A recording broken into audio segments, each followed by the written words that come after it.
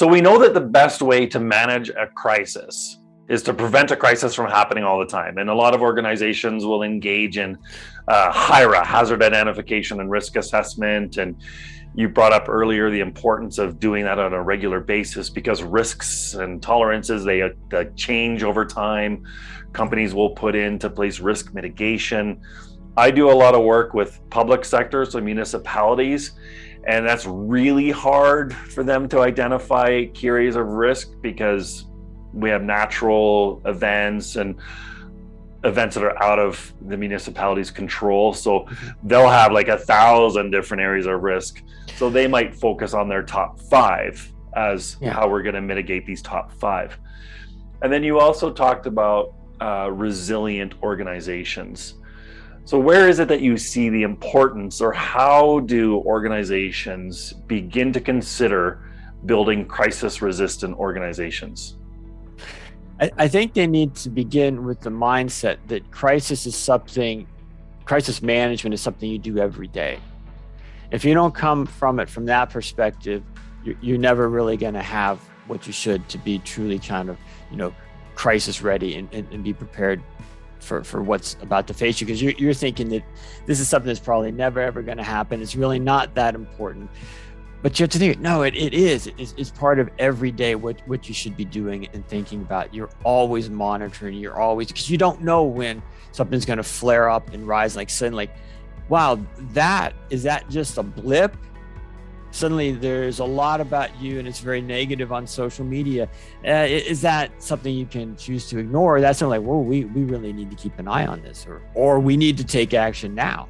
If something's emerging.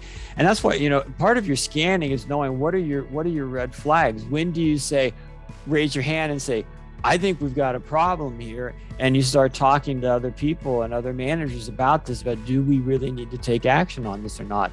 And I think the biggest challenge that managers have seen with social media was trying to understand that landscape. Well, is that just some people complaining, or is this really important or not? And it was hard to trust the data, because you were used to more objective or scientific data coming out of telling you if you use a certain chemical process, the risks of failure within that and what that might be. I grew up in a town, and on the other side of town was a titanium plant. And there was a chance of a runaway reaction. And about once a year, you'd be at home, and there would be a boom and the earth would shake, and it's like, oh, RMI had another problem, where they hit the button because they had a runaway reaction. The stuff goes outside, it explodes, no one's injured, but the whole town knows what happens. And and a lot of industries, you have this where if you make a mistake, there's going to be a runaway chain reaction. You know it, you have time, and you take some action on that. And so that's part of what you're facing, is knowing when you have those red flags.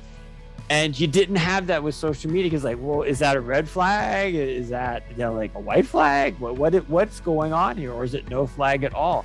And it's trying to sort through that. And I think we're still wrestling with a lot of that, trying to find when indicators matter. Because we like to think would be obvious, but it's not always obvious that, what matters and what doesn't. You really kind of have to sort through and look at that carefully. Because it's not as cut and dried. When you start talking about impact, likelihood, and velocity, that's a lot harder to judge when something's coming out of social media. But because you need to see where there are grains of truth, and does that truth really matter to my organization? Am I truly doing something wrong that some people have just begun to perceive, and that perception will spread, and therefore I really need to take action now to change my policies and procedures, or not?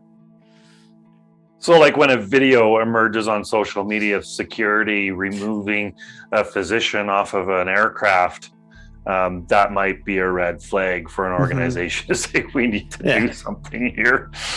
So given that example, can you talk a little bit more about the term paracrisis? Because the Dr. Ho, was it Dr. Ho? United Airlines, I think, is a great example of a paracrisis.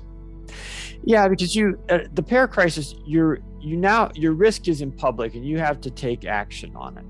with a para crisis. And you might choose not to take action if you think that there's nothing going on there. But in the case of United Airlines, it clearly was something.